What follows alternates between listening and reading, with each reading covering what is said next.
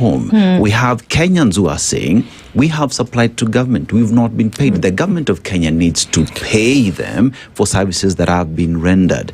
You know, you talk about securitization and all this conversation that is ongoing. Kenyans say, we've not been included in this conversation. We do not know what this securitization means, but experts are saying this is part of debt that Kenya is accruing moving forward.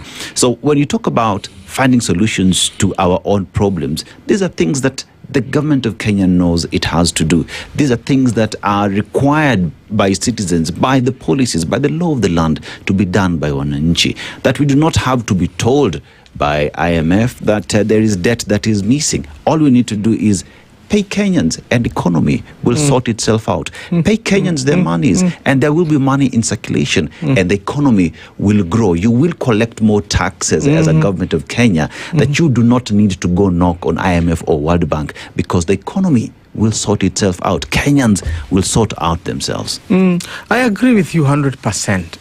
That's why I say when you are assessing yourself as a person who should be seeking a public office, to govern the country, put more weight not on your rhetoric or your ability to, you know, what they call the gift of the gab, the ability to talk people down and make them look stupid. and you more learned and able. That's not the way to go.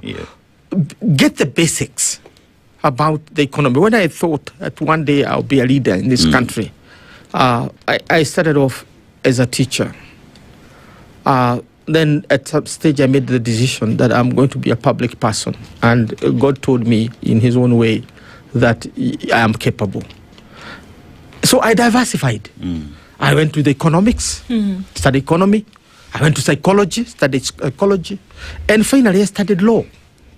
And over and above my core area of political science and history.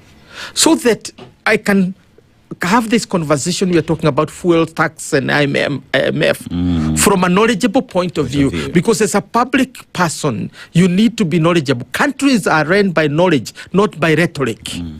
You can confuse me with your rhetoric, including, you know, speaking in tongues because you are a Christian. but that will not save our economy from this fuel crisis. The economy will not get saved. The economy is not going to be saved. You can save me, you're not going to save the economy. So in other words, learn basic economics that if you want your country to be prosperous, make your every citizen taxable. And making every citizen taxable is getting them something to do every day they wake up. That is going to earn them something. So you don't even need the IMF. You don't need the World Bank. Just ensure that every of your citizen who is 18 years and above wake up to do something that is taxable. Even if it's potatoes they grow, if they dig, you know, pits or whatever they do, let what they are doing be taxable. Then you have enough of a problem. That is the principle we used under President Kibaki when he came into power. Well, that's interesting because a minister who served under his government is the current governor of Kisumu. And Professor Peter Anyang' Nyong'o said over and over again, the only way that you will then be able to develop to the levels where we are actually seeking Kenya to be is to widen the tax base, which is what you are saying today. So that you have more people in the pool and that you then get what it is that you need. However, that's not what's going to develop the country. What's going to develop it is now when you are able to have people have access to credit, first of all, who will then build the private sector, which is a direct feed into an economic growth.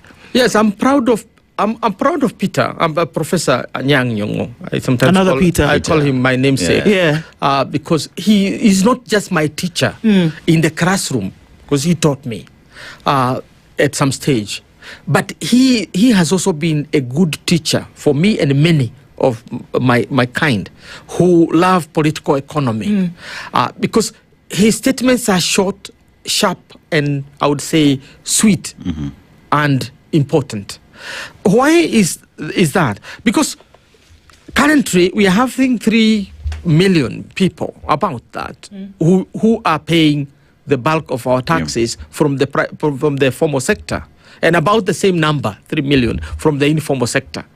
And that is the net, out of 57 million people. Now, why are others Kenyans not paying? Because most of them are unemployed. Right. The others are supposed to be employed, but the government is not paying their debts. So in other words, we are having a government that is depending on external debt, the IMF, and that is depending on local debts and not paying.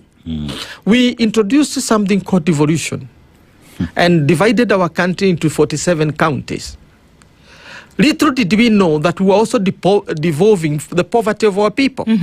Because in a sense, if a county is unable to pay debts to suppliers, what are we talking about? We are basically talking about devolving debts. Right. And the government does not have the moral persuasion to even get the counties to pay their debts.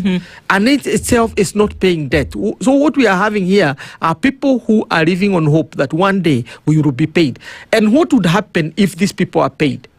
It would mean that the country would have a boom. Yes. There you go. Because they will invest more, they'll be richer. So one request would make to the government today as we face this fuel crisis, please pay your debts to all your creditors.